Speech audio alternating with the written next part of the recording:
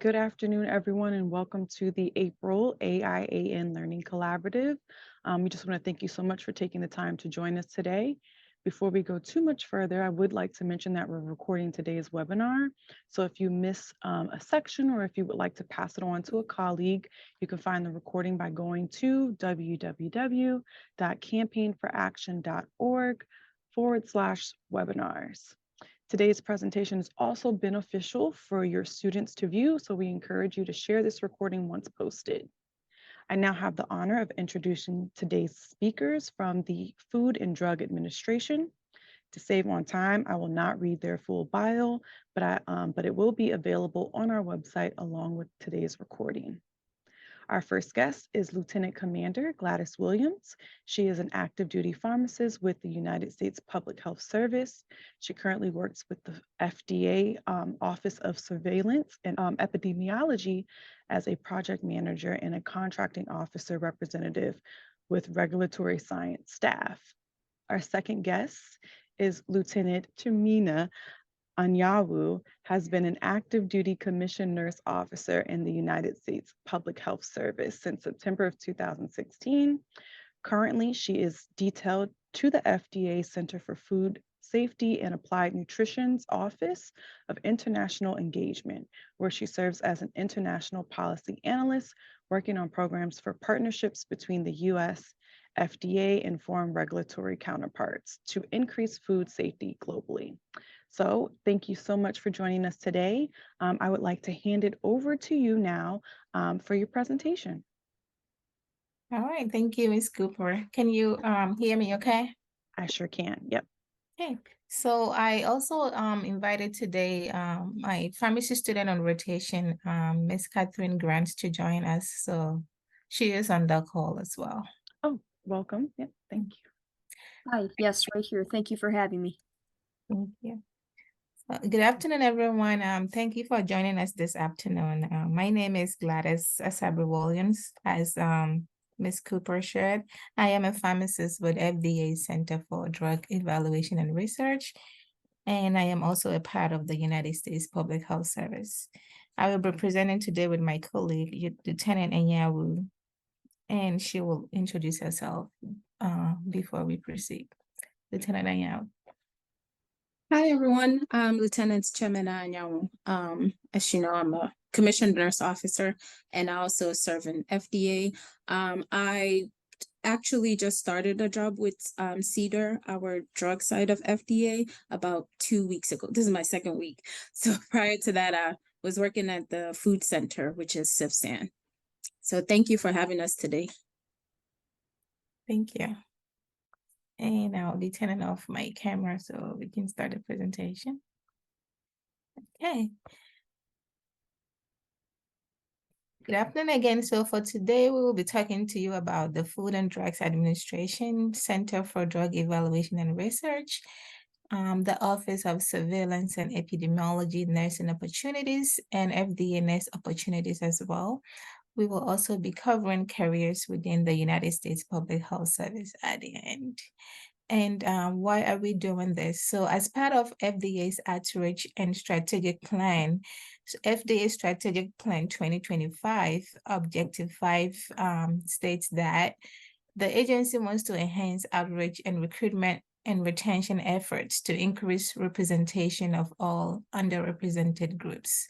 So this is why we are doing this presentation today, to share this information to underrepresented groups, to hear about career options within the FDA. And this is also to understand barriers to achieving representation that reflects the civilian workforce within each grade level and establish targeted programs to remove these barriers across various stages of the employee life cycle. So we are doing this as part of that strategic action plan. And because we primarily this presentation is focused on OSC, the Office of Surveillance and Epidemiology, which is, next slide, please, I'm sorry. Because the presentation is focused on the Office of Surveillance and Epidemiology, which is under the FDA Center for Drug Evaluation for Research, We will be spending a brief time today of our time explaining the different divisions within OSE, and Lieutenant Anyawu will also share briefly what she did at CIFSON while she was at CIFSON, just to give a broad overview. So this org chart shows us that OSE consists of 8 divisions and also immediate officers. And I'll be going over what each of these 8 divisions does in the next couple of slides. Next slide, please. Okay, so this slide goes over the different career options and disciplines within OSE, which can also be reflective of most FDA centers and offices. As you can see, there are different backgrounds and different disciplines, from health sciences to acquisitions specialists. So it's really broad. We don't only use people with healthcare background, but we also use project managers, human resource specialists, as well as acquisitions and contract managers. Myself, I'm not wearing my pharmacist hat. In my current role, I am also a contract and officer representative. So that's how diverse your career can get within the FDA. Next slide.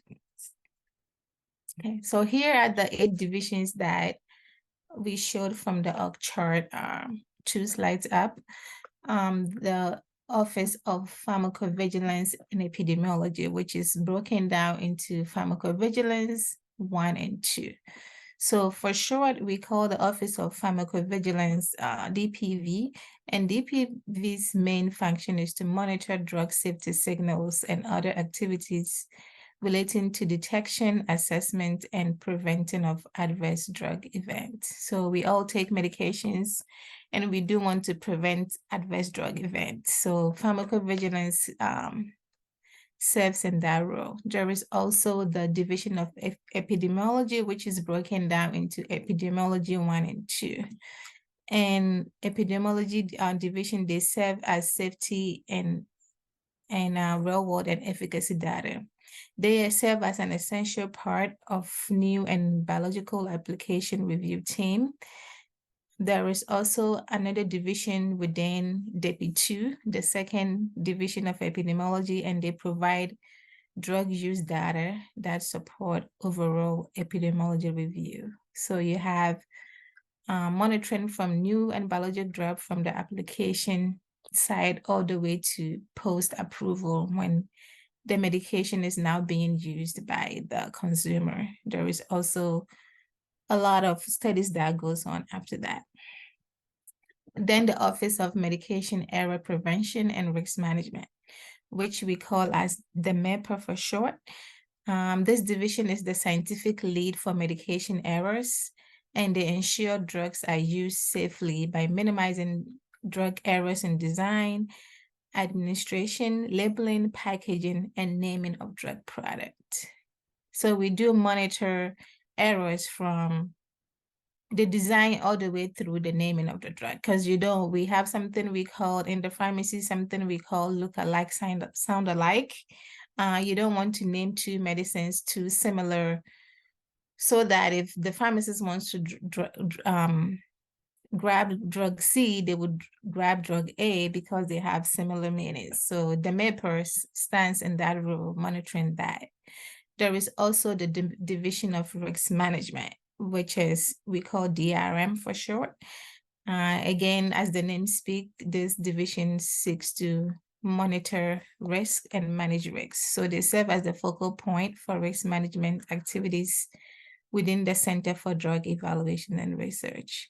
And they work to develop and implement programs to support the center's policies related to risk evaluation and mitigation strategies called REMS. So these REMS came into effect because FDA passed an amendment known as the Food and Drugs Administration Amendment Act, FADA of 2007. And this was established for the implementation of the risk evaluation and mitigation strategies. And this gives the agency the authority to require risk evaluation and mitigation strategy. We call REMS for short for certain drug products. So certain drug products have this risk evaluations attached to them. And once they are dispensed, the pharmacist or the doctor has to provide certain kind of documentation to essentially follow that drug product. And the Division of Risk Management review all this REM proposal and conduct post-market modifications to these medications. So that is in a nutshell what Office of Surveillance does within the Center for Drug Evaluation and Research. On the next slide, we will be showing a brief video of what FDA and CEDAR does as a whole. There are several offices within CEDAR. OSC is only one of them. So we'll be showing this brief video about FDA and CEDAR. And after that, Lieutenant Anyanwu will take over and talk about nursing opportunities. Thank you. You may know the FDA is responsible for approving new drugs and making sure those drugs are safe, high quality, and work the way they're supposed to. But how is it done? How are decisions made? And are those decisions in your best interest?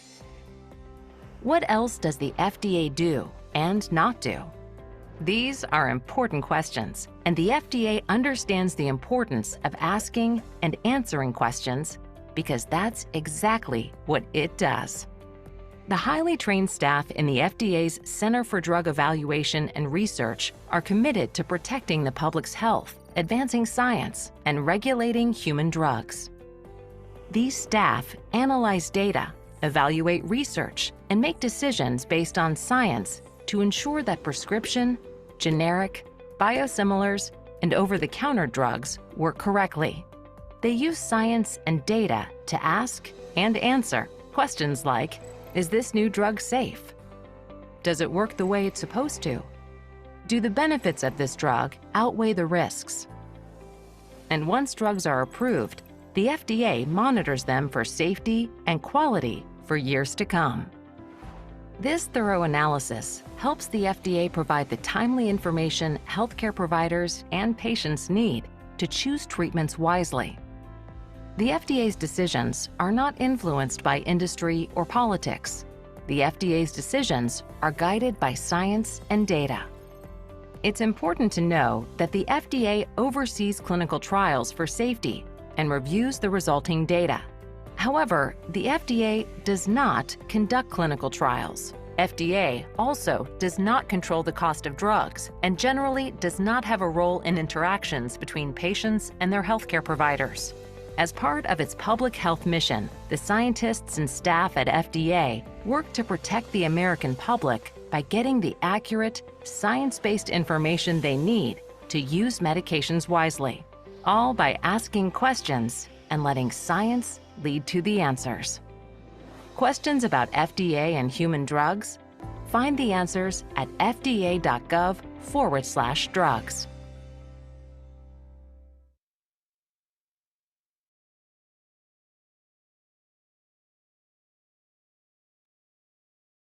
We'll go to the next slide. Okay, so hi everyone, Lieutenant Anyanwu here. I'll now share some information about the types of roles nurses undertake while serving at the FDA, as well as the United States Public Health Service. So as you can see from this slide, the FDA is divided into 6 main centers. Actually, that's 7. Oh, that makes 6. Yeah, 6 main centers. And each center is responsible for different regulatory functions relating to specific commodities or products. So CBER, or the Center for Biologics Evaluation and Research, is most notably responsible for biological products such as blood and blood products, also devices to use with those blood products, vaccines, xenotransplantation, which is the transplant of animal products or organs into humans to treat medical conditions or research, and also devices like HIV test kits. CDER, or the Center for Drug Evaluation and Research, regulates over-the-counter and prescription drugs. CDRH, or the Center for Devices and Radiological Health, regulates medical devices and radiation-emitting products such as X-ray machines. CIFSAN, or the Center for Food Safety and Applied Nutrition, regulates human food, nutrition, dietary supplements, and cosmetics. CTP, or the Center for Tobacco Products, regulates tobacco products, including vapes, like the vape pens or other smoking products. CVM, or the Center for Veterinary Medicine, regulates vet or animal products, devices and drugs, and also animal feed or animal food. Also, FDA has major offices, as you can see on this slide, such as NCRT, which is the National Center for Toxicological Research. And this center conducts scientific research to support the agency's regulatory decisions related to FDA-regulated products and programs. ORA, which is the Office of Regulatory Affairs, is where FDA's investigators and consumer safety officers reside. These professionals ensure that companies regulated by FDA are in compliance or follow federal laws and regulations. And then the other main big office is the Office of the Commissioner, which is the main leadership branch overseeing FDA's overall mission, strategic direction, and policy priorities. Next slide, please. Okay, so nurses serve in important roles at the FDA across the different FDA centers and in varied capacities. Nurses at the FDA contribute their expertise in healthcare, patient care, and public health to support FDA's mission of protecting and promoting public health. On this slide, some of those roles are listed. Many of the roles in the FDA are managing projects or programs in your assigned area, which is different from patient care that you would undertake in the hospital. Also, a lot of the roles, I guess, similar to the hospital, includes leading or being a member of interdisciplinary teams, which can span across just other colleagues in your office or several FDA offices, centers, and then also other US government agencies and other foreign country partners. Next slide, please. So to provide more information on what a nurse role or duty may look like at the FDA, I'll share some information about what I did at my time in CIFSAN. So I served as an international policy analyst while working for CIFSAN. Due to globalization, many nations interact with one another in an organized way or like through membership in international organizations. So these international organizations basically govern or they give rules of engagement where the different countries agree to a way to act and I guess what would be like consequences if one doesn't hold up to their agreement. So one such organization is the World Trade Organization, or the WTO. Now, since the US is a WTO member, the US government is actually obligated to inform other WTO member countries of any new regulations or changes in regulations coming out of the US. So all WTO members must do this notification to the World Trade Organization because these regulations can affect trade between the US and other countries. It could be trade of products going from the US to other countries or vice versa from other countries into the US. So my job at CIFSAN was to analyze these food safety, the regulations that are notified, they're typically called like WTO notifications. And so my aspect was related to anyone related to food safety. On a weekly basis, the WTO has like a website where they send like a report. And my job was to analyze those reports to kind of see which of these notifications that FDA needs to review in detail to determine if it's going to have any effect in agricultural products being traded from the US to other countries. And so my job consisted of assembling a team of subject matter experts in CFSANs or other FDA offices, depending on what the regulation entails. And we would review the regulations and then draft response from FDA's point of view. Also in this role, I served as a liaison between CFSAN SMEs or subject matter experts between and other FDA offices, as well as other US government agencies that were involved in the review of WTO notifications. And I also managed communication for international inquiries and requests that will come to CFSAN to ensure that all the offices that need to answer whether the question, inquiry, request were involved, so that we could provide a unified CFSAN or FDA response. Because a lot of times these inquiries or requests are coming from, well, all of them are coming from foreign nations relating to food safety. So that was a little bit of background on what I did in CFSAN. Next slide, please.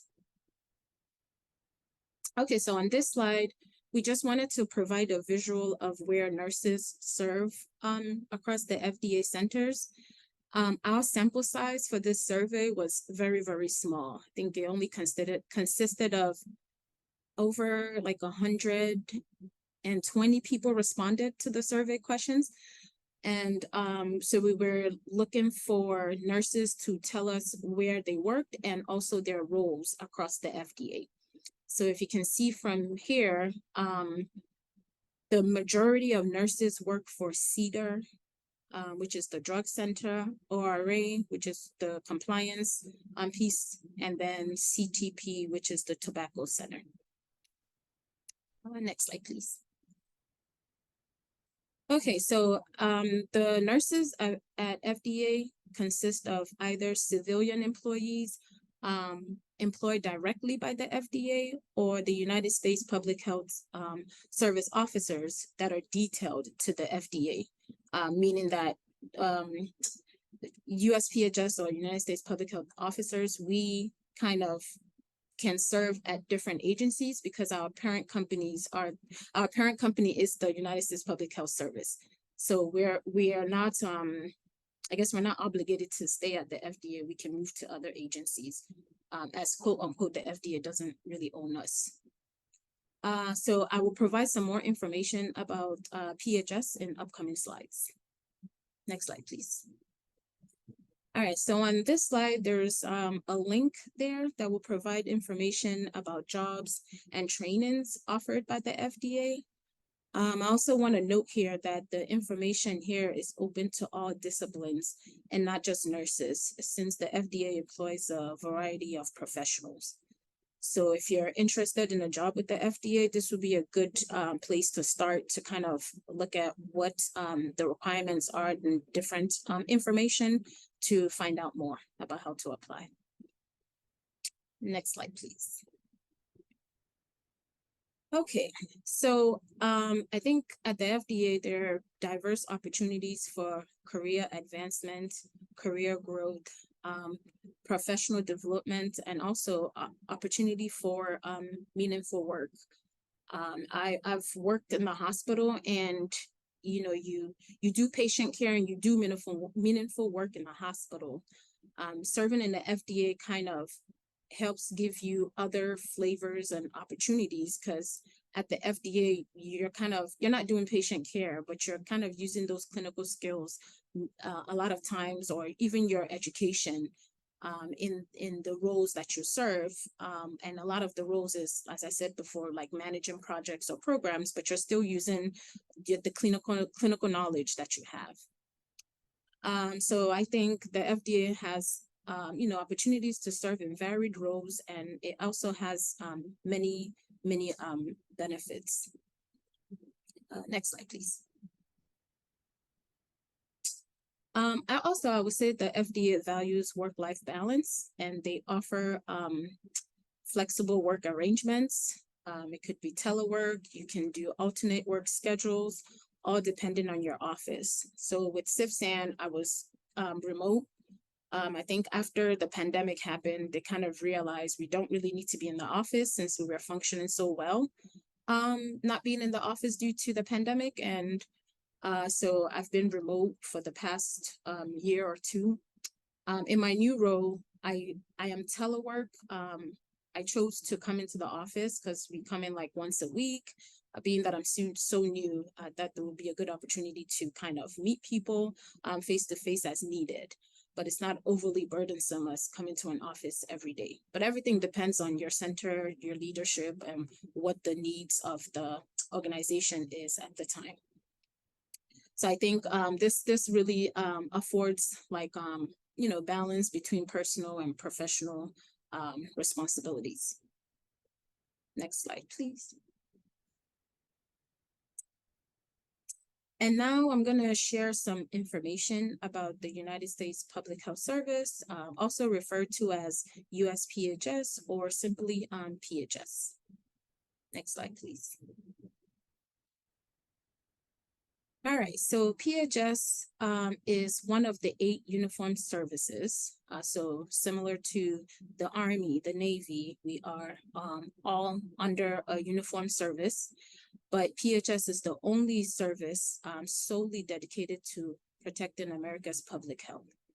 Currently, there are about approximately 6,000 public health professionals in the public health service.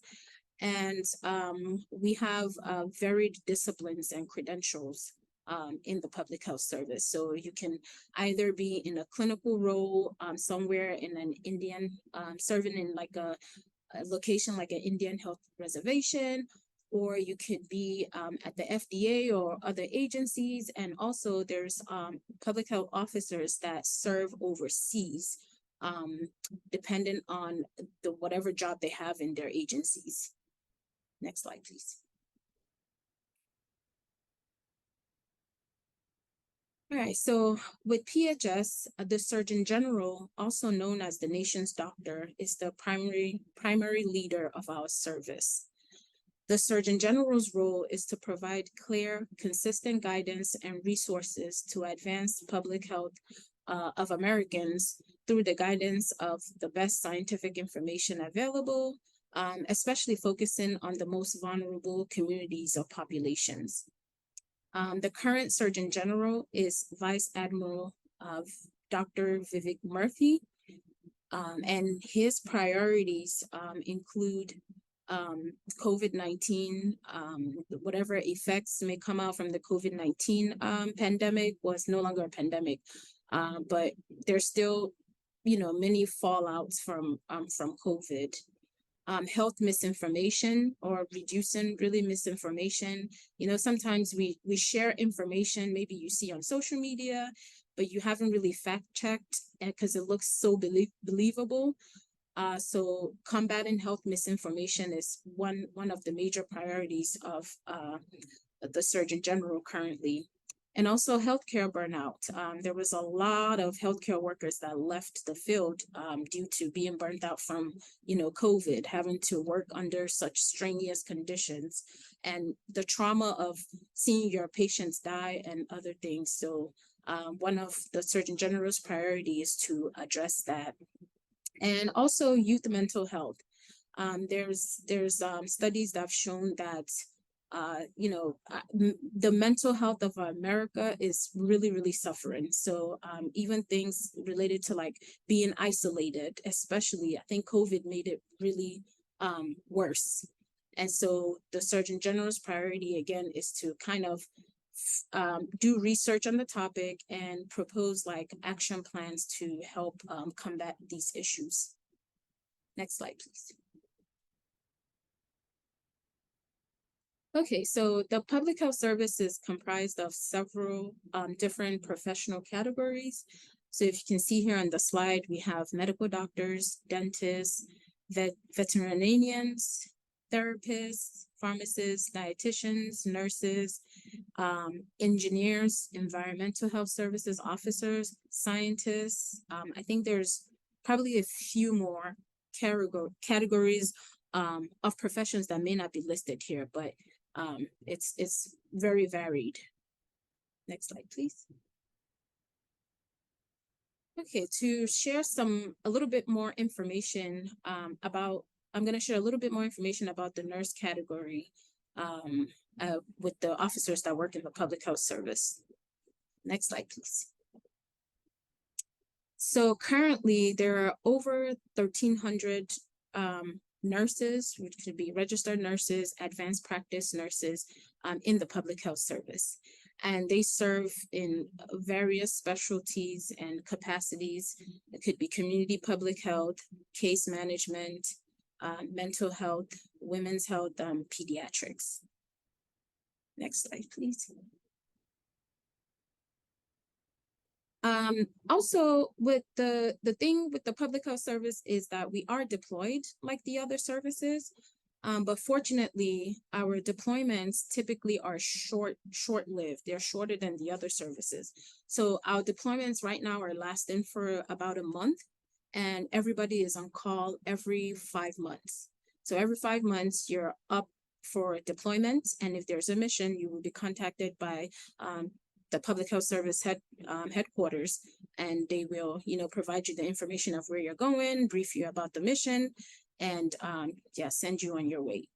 So in the deployment roles, we either serve in leadership roles. So either you're like the chief nursing officer, or you're doing some other type of tasks that could include patient care, education, case management, and or it could be logistical or administrative roles.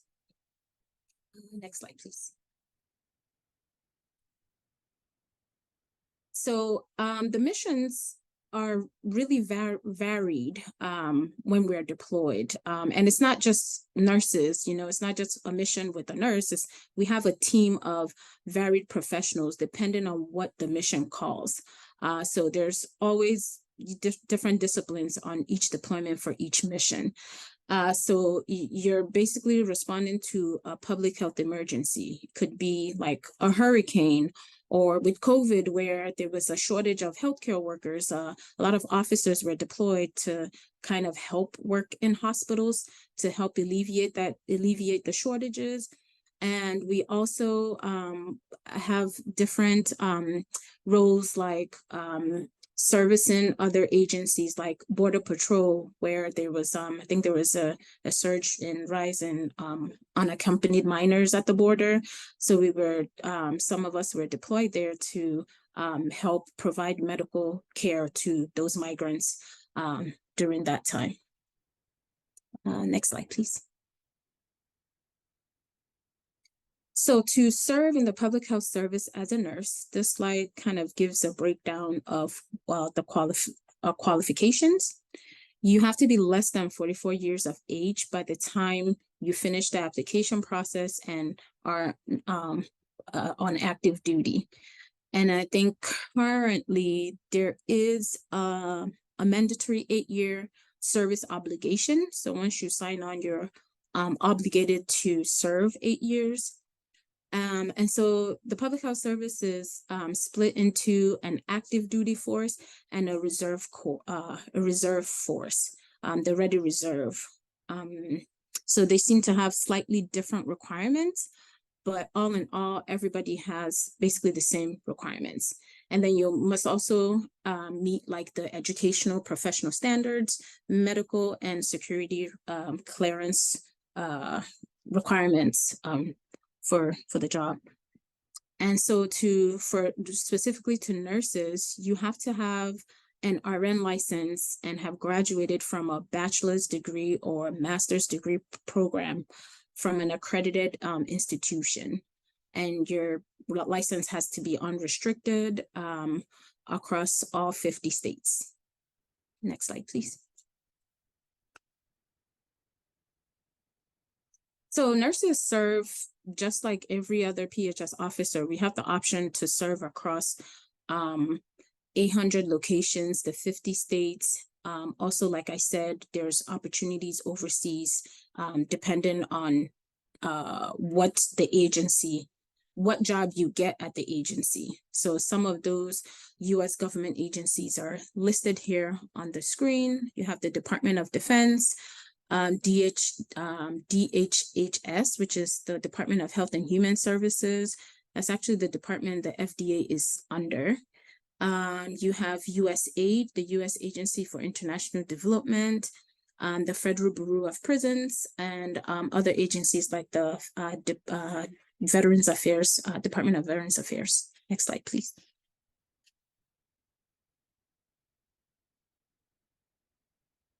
Okay, so work in PHS, you get many benefits, such as career diversity.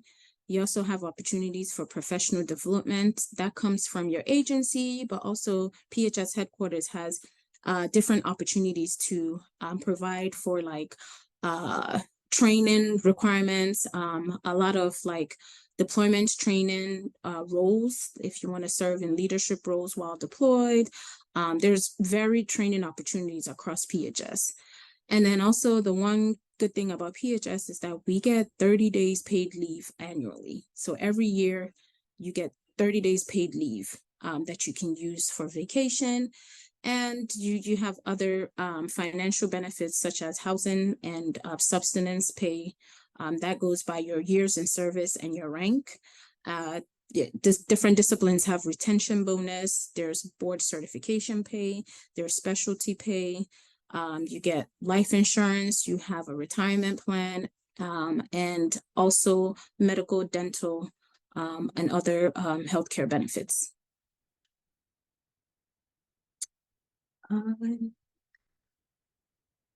Next slide, please. So I'm gonna turn it over to Gladys to present the rest of the information.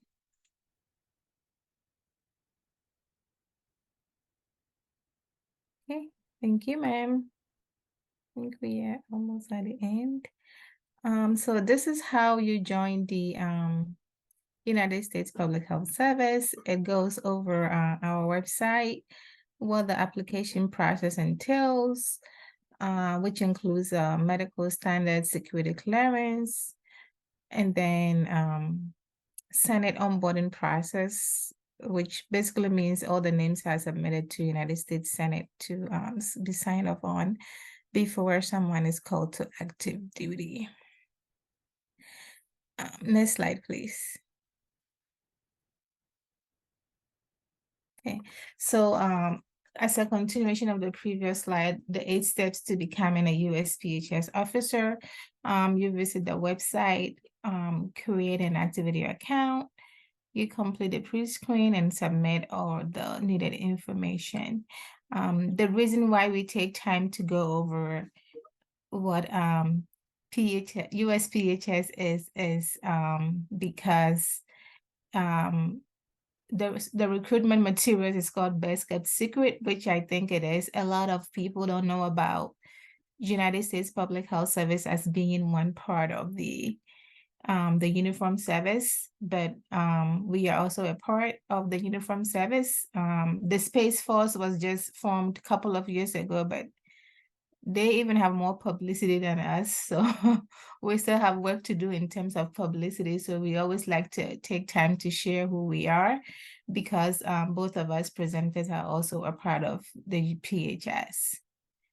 Just to inform our audience of who we are and what we do and the agencies that we work with or work for, which FDA is a part of. So unlike our sister services, we are under Health and Human Services, like Lieutenant AIAN shared. They are under DOD. We are under Health and Human Services.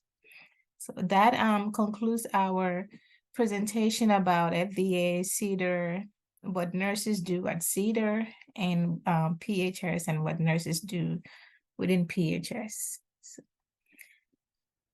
we will now conclude pending your questions and comments. Thank you so much.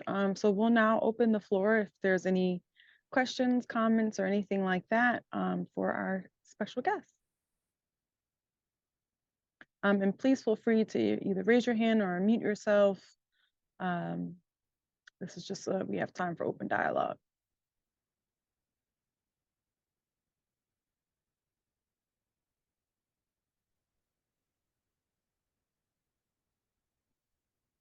No question? Hi, I have a question. This is Regina. Hi. Hi, thank you for your presentation.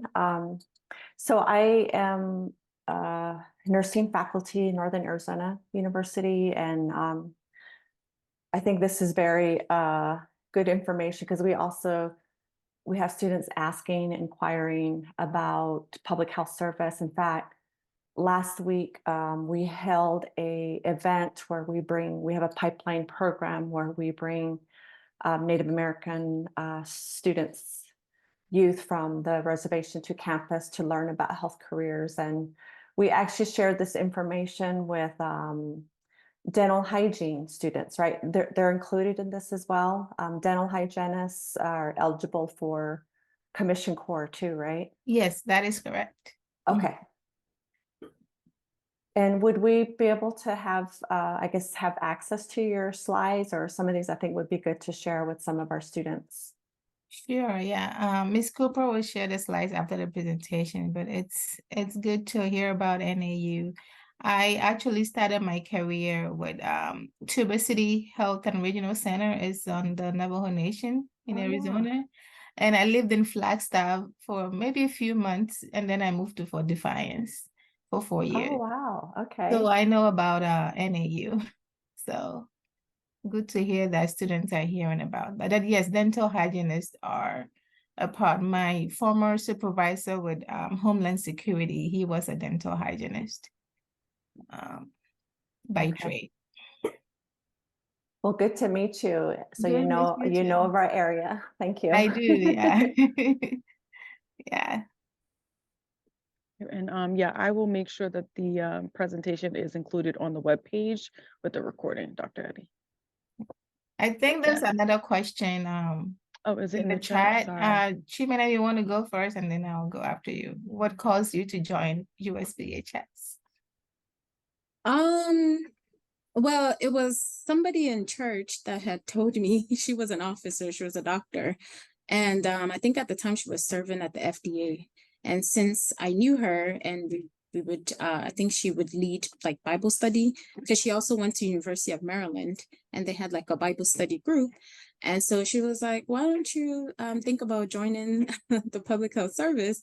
And the public health service has different routes to join in. So there's a senior co-step, which is where students join, and then depending on your program, you would apply perhaps a year and change in advance, and then you get onboarded. And your last year in school, you would basically prepare to serve in the public health service as well as your agency. And so that when you graduate, then you're placed in the agency and you begin work. So that's what I did. Lucky enough, I heard about it from my friend in advance and applied. And so it was just the opportunity to do something other than clinical care. I love patients, I love interacting with people, but I also kind of realized what the career trajectory would look doing clinical care, and it's not easy lifting patients all the time. So I took her advice and I applied, and the co-step programs though is really for vulnerable populations. So I actually applied and I was picked up by the Bureau of Prison to work in a federal prison in Texas. Right from after graduating nursing school, I worked in the prison. So I think it was the opportunity to give back. It was a good career option, opportunity to give back, serve in different roles. You know, like I won't ever have to think about like what else do I have to do now? Like there's so many opportunities, and I still work in the weekend at a community hospitals to make sure I keep up my clinical skill. So it was just that option to have varied, just the benefits and the opportunity to give back to the community in a meaningful way that I don't think I would have fully gotten to experience like in the hospital. Thank you. And for me, I am a pharmacist, as I've shared. I before pharmacy school, I worked as a pharmacy technician with CVS, and I knew that that wasn't the pharmacy path for me. So throughout pharmacy school, I was looking, always Googling different paths pharmacists could do.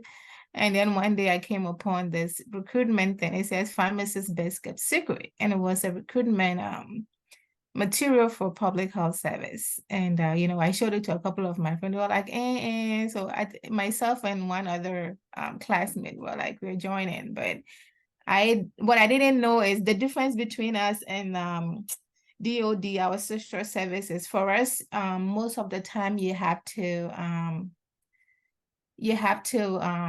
thank you, Sandy. You have to find your own assignment. Because we also have the liberty to, once you get an assignment, it's 2 years contract and you can move after 2 years. So it's not like I'm in Maryland next year, I'm getting an assignment from my headquarters to go to Germany. Ours doesn't work like that. I can stay in Maryland all my career or move to South Carolina after 2 years commitment with FDA. So because of that, we have to find our own assignments. Before we join the service, sometimes recruiters do help, but sometimes you have to find too. So I found that material at school, and then I knew I was going to do it after school, but it took me a while to secure the position and then to be called to active duty. So I started off with Indian Health in Arizona, Tuber City. I did for a few months, and then I went to live on the reservation in Fort Defiance, Arizona, very close to New Mexico.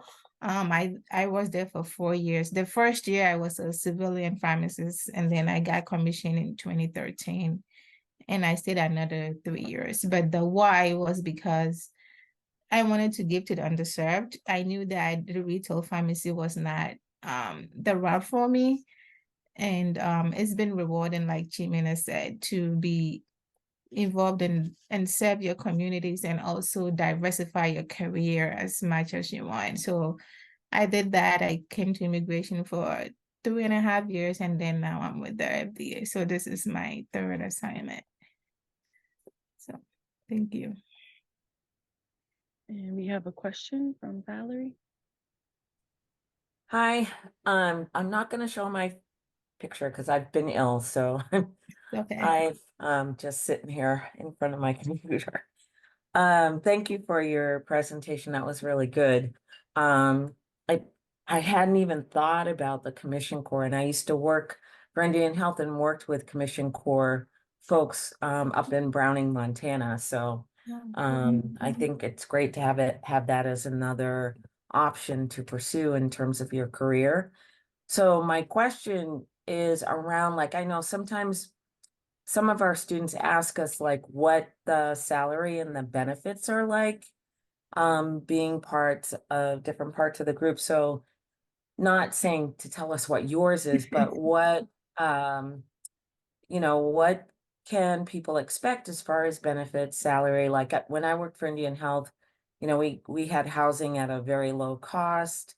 We had the federal, insurance benefits and something like a 401k and things like that. So sometimes that's a way, because especially if students have families, they're thinking about, can I take my whole family and move? And is it going to be a beneficial thing to do? So. All right, I'll go first. So I always tell folks, you will not find two officers with the same salary at the end of the day because it's different factors. So our pay is based off of military pay. which is Okay. public information, the base pay, which is the taxable income. So for Chimena will add, she can add her, because she's a nurse, is different. It's a slight difference between nurse and pharmacist. But for pharmacists, we are started off as because it's the difference in degree, because the pharmacist are doctorate, we are started off as 03 lieutenant. And so your starting salary, your base pay is whatever the military pay rate is that particular year when you are called to active duty, the 0 to 3. And then as the base pay increases as your years of service increases. But you also have, for pharmacists, difference between pharmacists and nurses, we have variable special pay. Nurses don't get that. And then now for housing, again, is based on your zip code. So for example, Arizona, very, very affordable, cheaper housing versus Maryland now. So your locality is based on your assignment. Right now, we are both in Silver Spring, so our housing allowance is based off of Silver Spring rate right now. And the other factor is, do you have dependents or not? I just had my first child last year, so I just started getting housing allowance based on dependent. The year 1 to 10 was 0 dependent. So if I came in with a pharmacist the same day and they had a wife and 3 kids, their take-home pay is more than mine's because they have children and I don't. So differences, but it's very comparable to the outside pay, sometimes even higher as your career advances because of the cost of living allowance adjustment. Yeah, I would agree. So when I started off as a co-step, I was paid as a ensign, which is a 01 pay in the military. I got that pay for 1 year, and then when I took my NCLEX and passed, then I was upgraded to like an 02. So it depends on your rank and your years in service, and then whether you did like either you had like a obligation, like when you sign on, they have different the obligations, or not obligation, but like you bonus, like a sign-on bonus. Also, you get specialty pay, and depending on the certification or whatnot, you get a pay for that. But I put a link in the chart in the chat. So basically, your pay is just everybody. If you're a lieutenant, that's a 03 years in service, you can calculate it on there. You just put it in there, and then as Gladys said, it then depends on if you have dependents. It depends on your zip code. When I was in Houston, I got less pay for living because it's cheaper to live in Texas than in Maryland. So everything is just varied, but she is absolutely right in terms of maybe some people come in, like if you're a doctor or other professions, you come in at a lower pay, but then as you progress and go up the ranks in PHS, then your pay is the same or even more than other civilian counterparts, in your role. So it really varies. But this link takes you to information about compensation for PHS. Thank you. Yes, thank you. So we just have about 2 minutes left. Any other questions or comments before we close out for today? I saw a few comments in the chat, but just wanted to offer it for the remainder. Okay. Well, I just want to thank you so much for your presentation today. We are really grateful to have you present to us in all 3 of our sets of schools that we work with. So we did have a presentation with the HBCU group, and we also have one later this month with our HSI group. So we really appreciate the FDA for taking time to speak with us. And I will be sure to have the recording and the presentation posted on our website, so that way our schools can continue to share the information and share it with their students. So thank you again, and hopefully we'll be in touch soon. Thank you. Yeah. Thank you for Thank you, having everyone. us. Thank you for I hope having you guys us. have a good day. Have a Thank you great both day. so much. Thank Thank you. you, Jasmine. Mhm. Bye. Bye, everyone.